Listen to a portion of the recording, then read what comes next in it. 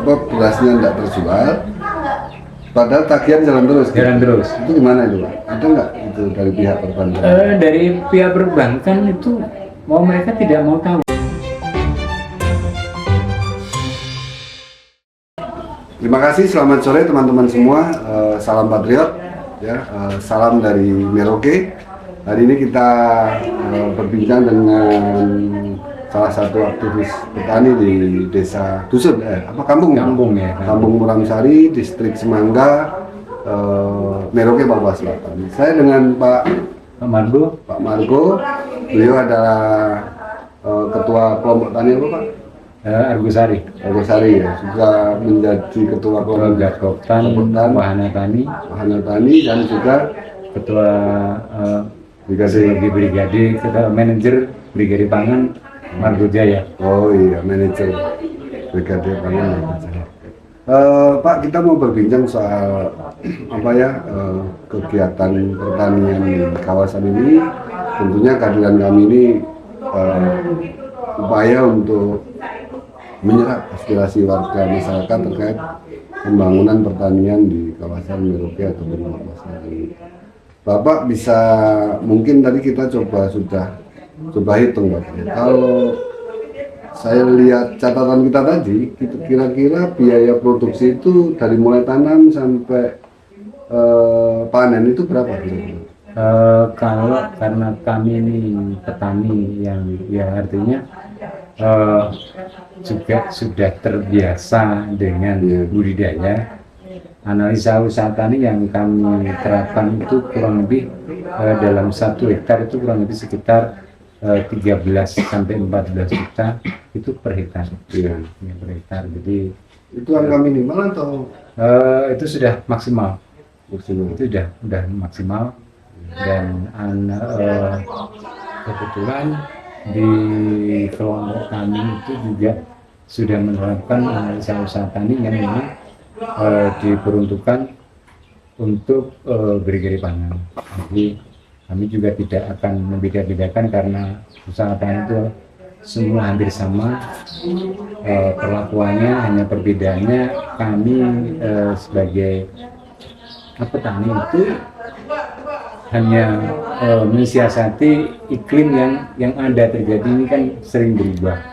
Makanya petani yang saat ini itu selalu belajar karena memang adalah iklim ini juga selalu berubah. Makanya kita juga sebagai petani juga menyesuaikan dengan kondisi iklim. Ya, tapi tadi Bapak bilang bahwa ini maksimal 14 juta, tapi kan ada juga faktor-faktor lain ketika cuaca buruk, terus kemudian hujan gitu ya, terus kemudian proses pengolahan lahan itu terhambat, baik pengolahan maupun panen ya Pak, itu terhambat karena jalan usaha taninya saya lihat dan masukan dari banyak masyarakat masih sangat buruk. Ya, kalau berbicara infrastruktur di kampung kami, ya jadi memang ketika kondisi panen itu di MT2, MT1, MT2 itu petani kami di Kampung Muramsari rata-rata itu masih di cuaca yang penghujan. Jadi makanya sering terkendala tentang jalan usaha tani. Nah, jalan usaha tani yang ada di kami ini bisa dibilang masih buruk. Karena kenapa? Seringkali petani itu mengeluhkan dengan biaya angkut dari sawah sampai di rumah itu cukup sulit, dan di tahun 2024-2025 itu banyak petani yang memang mengeluhkan kos dari sawah ke rumah. Kemarin ada petani kami itu yang jaraknya kurang lebih sekitar 1 kilo, itu biaya angkut gabah itu sampai 15.000 per karung. Jadi ya ini menjadi tantangan bagi petani untuk bagaimana meningkatkan pendapatan dengan kondisi jalan yang memang kurang memadai. Ya, suka tidak suka petani tetap berupaya gabah yang panen yang di sawah itu harus bisa dibawa pulang. Karena memang salah satu-satunya pendapatan petani di kampung kami itu ya bertani. Dengan risiko apapun, walaupun jalannya jelek, dengan kos yang cukup lumayan tinggi, ya tetap kami juga tempuh. Ya. Kalau selain padi, tanaman lain apa Pak? Kalau selain padi, kami juga berbudidaya jagung dan horti yang lain. Cuman memang kondisi kami di Kampung Muramsari itu rata-rata komoditasnya padi. Nah, untuk tanaman jagung maupun tanaman horti yang lain, ini kan memerlukan lahan yang cukup dataran agak tinggi karena sering tergenang. Makanya di tempat kami itu untuk tanaman jagung maupun horti yang lain itu memang agak kurang. Yang mensiasatinya ya paling-paling di tanggul-tanggul drainase yang memang kita bisa manfaatkan untuk budidaya dengan perhitungan mengurangi gulma di kisaran drainase tersebut. Ya, kami juga mendapatkan masukan dari banyak masyarakat kaitannya dengan pasang surut air laut yang itu juga memengaruhi pertanian. Betul begitu kan?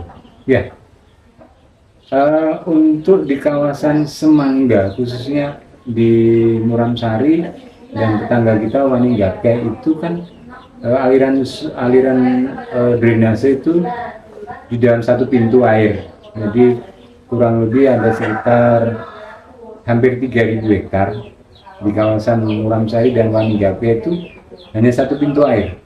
Nah, dalam satu pintu air itu terbagi 2 kampung yang mana biasanya kita memanfaatkan pasang surut air. Nah, untuk di saat yang kurang normal ya, ketika ada cuaca kemarau panjang, ini memang berdampak besar karena kita tidak bisa menggunakan air pasang payau atau asin. Ya alhamdulillah untuk di tahun 2024-2025 ini kita tidak mengalami pasang surut air laut. Jadi petani kami bisa memanfaatkan pasang surut yang sudah ada hingga pada saat ini kita bisa berbudidaya padi hingga MT3. Ya, jadi ya alhamdulillah ini berkah tidak adanya pasang surut ini air laut yang asin. Alhamdulillah di beberapa kampung termasuk Murang dan Waninggake itu kita bisa tanam sampai di MT3. MT3 itu maksudnya 1 tahun 3 kali tanam? Iya, 1 tahun 3 kali tanam. Jadi alhamdulillah mungkin di pertengahan November Desember itu MT3 itu 45% sudah bisa panen. Dalam 1 hektar tadi habis 14 juta. Hasil panennya? Ya, kalau hasil panen ya itu kalau kisaran sih sekitar 3-4 ton gabah kering panen. Ketika kita uangkan menjadi beras kurang lebih ya sekitar 29 jutaan. Jadi memang petani masih ada sedikit keuntungan. Memang dengan adanya program pemerintah tentang pupuk yang mungkin disubsidi itu juga membantu petani, apalagi di tahun 2025 ini ada regulasi pupuk diturunkan sampai 20%, itu juga sangat menggembirakan bagi petani. Cuman memang ada hal-hal yang memang diharapkan untuk pemerintah bisa membantu pembangunan infrastruktur jalan usaha tani, itu memang ya salah satu harapan petani. Ya, sebelum jadi pembangunan kawasan pertanian Merauke ini sebenarnya kalau kita lihat fakta di lapangan, dan mau dikoreksi ya Pak, Ya. itu masih terbatas pada pengelolaan lahan, tapi tidak menyentuh pada soal-soal lahan usaha tani, karena kita lihat kan tidak ada yang permanen ataupun yang kalaupun hujan sangat Ini pemerintah mungkin belum terfokus di jalan usaha tani di JUT ya, karena mungkin itu juga memerlukan pembiayaan cukup besar. Nah, tapi harapannya untuk jalan usaha tani itu memang pokok untuk petani, karena mau besarnya pendapatan padi kami di sawah itu tidak menjamin suatu keuntungan ketika kos kami untuk biaya produksi itu mahal, ya hasil petani nggak maksimal, selisih keuntungannya sedikit. Cuman kalau kita mengaca dari daerah lain, ya memang Merauke ini memang agak unik karena memang kami tidak didukung dengan bahan baku yang cukup. Paling JOT di kita di sini itu hanya menggunakan tanah merah yang selamat ada kriterianya itu. ya. Jadi PR ke depan memang kalau kita mau memajukan masyarakat petani padi di Merauke, membangun jalan usaha tani itu satu hal yang wajib ya. Memang itu wajib karena sebesar apapun pendapatan ketika jalan usaha tani itu juga memberi dampak bahwa ketika hasilnya cukup bagus panennya, tapi biayanya tambah tinggi pun juga hasilnya kan berkurang ya itu. Jadi memang tadi kalau Bapak bicara maaf saya potong, kita punya selisih sekitar 15 juta itu kan kalau pada kondisi normal ya. Artinya tidak terserang penyakit, hasil panennya bagus, jalan maksudnya mobilisasinya di saat kering sehingga tidak terlalu sulit sehingga menjadi murah gitu. Tapi kalau misal ada asuransi pertanian nggak, malah Bapak nanam terus nggak berhasil gitu ya, ada yang melindungi untuk tahun ini tidak ada, Mas. Jadi kemarin itu pernah kita diuji coba di 2023 itu pernah ada program asuransi pertanian. Ya memang kebetulan waktu itu di asuransi pertanian itu memang ya hasilnya bagus. Jadi memang kita tidak ada yang namanya komplain tentang asuransi. Tapi pada dasarnya asuransi itu sebetulnya sangat perlu untuk melindungi petani dikala terjadi musibah. Tapi kenapa nggak diterapkan? Programnya dari pemerintah itu tidak ada, tapi ada program mandiri. Ya itu kan ada program mandiri yang kisaran sekitar 180-an, ya kurang lebih 200.000 itu per hektar. Nah ini petani kita ini masih enggan untuk mengasuransikan. Padahal ketika lahannya itu diasuransikan, kita ada jaminan untuk di kemudian hari ketika kita berbudidaya ada kegagalan panen, kita bisa komplain, artinya untuk polis di asuransi. Nah ini yang perlu semua pihak bisa memberikan sosialisasi tentang manfaat asuransi pertanian. Bapak tadi 30 ton ya hasilnya per hektar? 3 ton. 1 hektar? 1 hektar itu kurang lebih 3 ton per hektar beras. 3 ton dikali 11 ya sekitar 31 juta. Ya. 31 juta. Tapi apakah harga itu selalu dapat harga yang 11.000 itu? Ya, kalau untuk harga standar HET dari Bulog itu kan lebih ya. Tapi karena kita kan bermitra mitra juga mencari suatu pendapatan pada penghasilan, kita punya rata-rata itu di harga 11 sampai 11,5, karena ya mungkin ada perhitungan kos lainnya. Jadi itu pun dia sudah membantu petani. Harapannya sih di tingkat petani itu harga itu ya kalau bisa dengan harga HET yang ada, petani bisa lebih bagus pendapatan ekonominya. Berapa itu Pak? Ya kalau untuk kemarin kurang lebihnya sekitar 12.000. Idealnya. Ya idealnya 12.000. Nah, dengan penjualan beras ini kan ketika diterapkan masih bisa sampai di 12.000, itu cukup menjanjikan untuk petani. Ya. Tadi kita bicara soal selisih harga, tapi apakah daya tampung atau pasar dari hasil padi atau pertanian padi masyarakat ini terserap di pasar umum? Ya. Jadi untuk pada saat ini memang ada suatu keresahan ya dari tingkat petani kita bahwa sudah kurang lebih sekitar 2 bulan itu memang ada semacam produksi di penggilingan itu tidak berjalan karena memang dari dulu katanya belum membuka jadwal untuk pembelian lagi.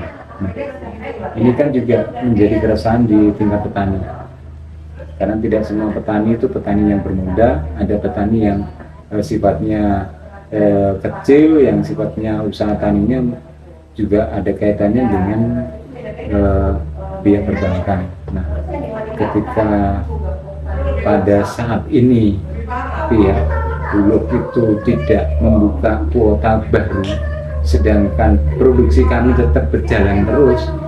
Nah ini terus hasil dari petani ini kan mau dikemanakan ketika gudang-gudang Dolog itu belum membuka kuotanya kembali, kan kasihan juga. Tapi kan kontraproduktif ya kalau kita dengar kendor-kendor pemerintah kan keinginan Merauke ini menjadi lumbung padi nasional, ya, lumbung pangan nasional. Tapi kalau hari ini saja dengan luas yang belum begitu diperluas ya, belum seperti yang diharapkan misalnya berapa juta hektar segala macamnya, itu sementara serapan di petani sendiri masih sangat rendah. Bagaimana Pak? Ya, kita berharap dengan produksi yang cukup menjanjikan ini, kita berharap sama pemerintah bagaimana bisa mengatur penyerapan beras di tingkat petani itu lebih maksimal. Karena untuk di MT2 itu saja gabah di tingkat petani itu masih banyak. Nah, sedangkan kemarin kita juga rapat koordinasi dengan lintas instansi bahwa keluhan kami ya mohon untuk bisa penyerapan lebih maksimal di tingkat petani, walaupun entah itu lewat pengusaha penggilingan, tapi yang jelas keresahan-keresahan itu bisa terjawab dengan adanya penambahan kuota Bulog yang memang di saat ini agak membingungkan bagi kita petani, karena ada bahasa yang mengatakan bahwa Bulog ini belum membeli beras kembali, padahal kebutuhan petani ini kan berjalan terus. Waktu kita dituntut dengan konsekuensi bahwa petani-petani ini kan juga harus bercocok tanam kembali, harus bagaimana mencari modal.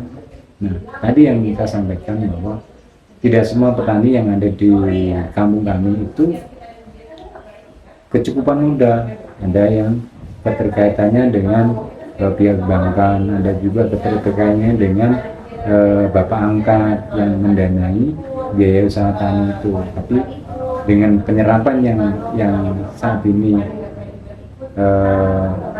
kurang, ini kan menjadi keresahan untuk petani itu sendiri. Ya Pak, itu ada nggak ini ya, kalau misalnya kalau pada musim COVID dulu ketika negara kesulitan, kemudian proses kredit di bank itu ditangguhkan gitu, atau ya mungkin nggak bayar dulu gitu, itu ada nggak? Oh, kalau kemarin waktu COVID itu kan, Nggak, kita bukan bicara COVID, misalnya kalau saat ini kan nggak beli beras ya, ya, itu gimana? Kalau apa berasnya nggak terjual, padahal tagihan jalan terus, gitu. jalan terus. Itu gimana itu, Pak? Ada nggak itu dari pihak perbankan? Dari pihak perbankan itu, mau mereka tidak mau tahu, intinya jatuh tempo ya jatuh tempo. Nah makanya fungsi daripada bapak angkat atau mitra-mitra kita di penggilingan itu biasanya itu menalangi dulu. Nah, tapi kalau dari mitra Bulog itu mereka tidak bisa memasarkan panen dari petani, ini kan untuk menalangi sekian banyak petani yang berurusan dengan pihak perbankan, ini kan juga keberatan ya, dari pihak penggiling. Jadi harapannya sih ya ada penangguhan toleransi lah, paling tidak mungkin beberapa bulan bisa ditoleransi, itu harapan. Nanti pada dasarnya kami selaku petani tetap konsisten bahwa pinjaman ya tetap kita berusaha untuk membayar, entah itu nanti kita ditalangi dulu sama mitra. Itu kan nanti ada perhitungan tersendiri. Ya tadi ada bapak bilang mitra, tapi kalau orang lain bilang itu apa namanya tengkulak ya kan ya. Biasanya masyarakat petani kalau butuh uang buat sekolah anak atau mungkin lagi sakit atau ada kebutuhan yang lain, larinya ke ya kalau orang lain bilang tengkulak. Iya. Saya sih punya keyakinan bahwa peran tengkulak itu juga penting dalam sebuah ekosistem ekonomi gitu. Tapi kadang-kadang mereka mendapatkan citra buruk bahwa seolah-olah tengkulak ini mengkondisikan membuat ketergantungan kepada masyarakat. Kenyataannya seperti apa? Ya, ya boleh koreksi. Alhamdulillah untuk tengkulak kita ini kan kebanyakan tengkulak itu juga bermitra dengan penggilingan yang ada.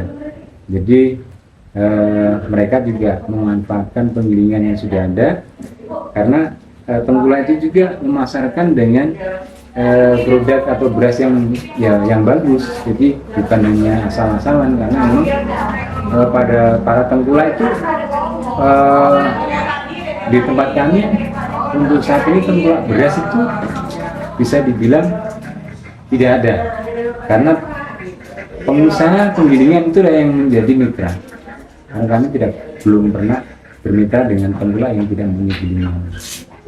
Kalau kita bicara tadi mitra penggilingan itu, mereka mengendalikan harga nggak? Misalnya kalau kamu hutang ke aku, ya ke misalnya salah satu mitra tadi itu mereka menuntut, oh kamu harus kembalikan sekian rupiah atau berapa persen, atau mungkin harganya ditentukan oleh mereka.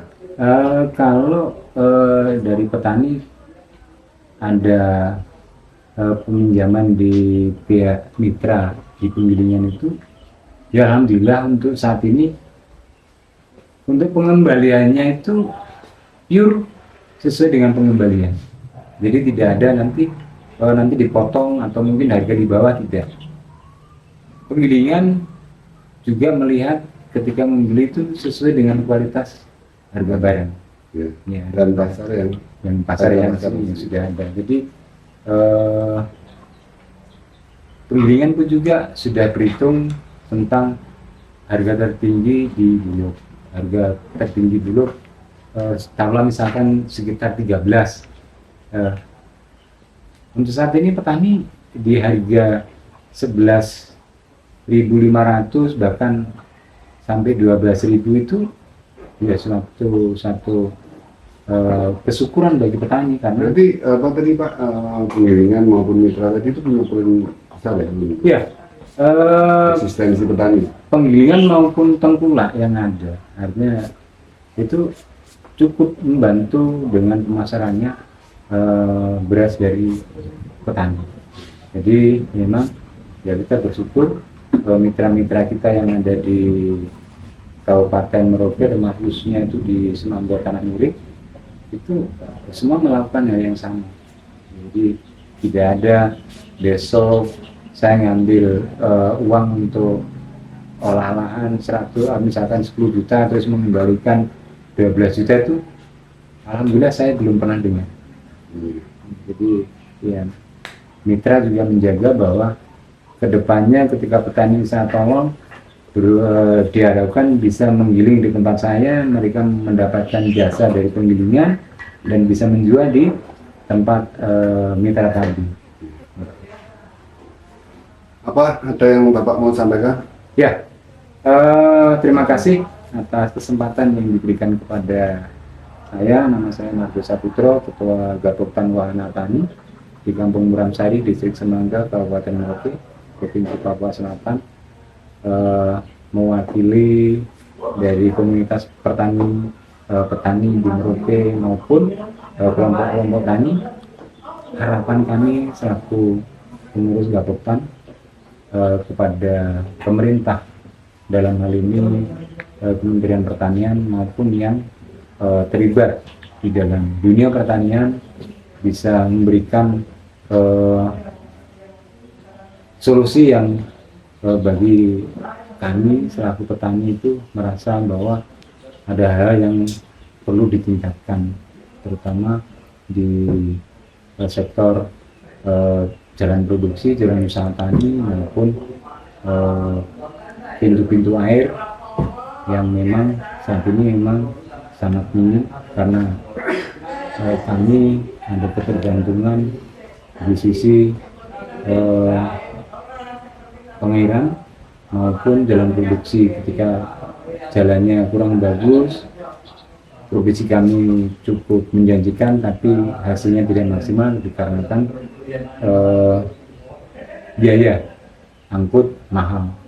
Jadi harapan kami pada pemerintah sekali lagi jalan usaha tani kami memang sangat perlu karena memang ada beberapa titik atau di daerah yang memang sangat-sangat memerlukan jalan usaha tani itu bisa dibangun. Itu harapan dari pada petani. Kalaupun masalah produksi kami di Kampung Muramsari ini ya bisa dibilang lumbung pangannya Distrik Semangga kami cukup besar mengembang produksi pangan padi.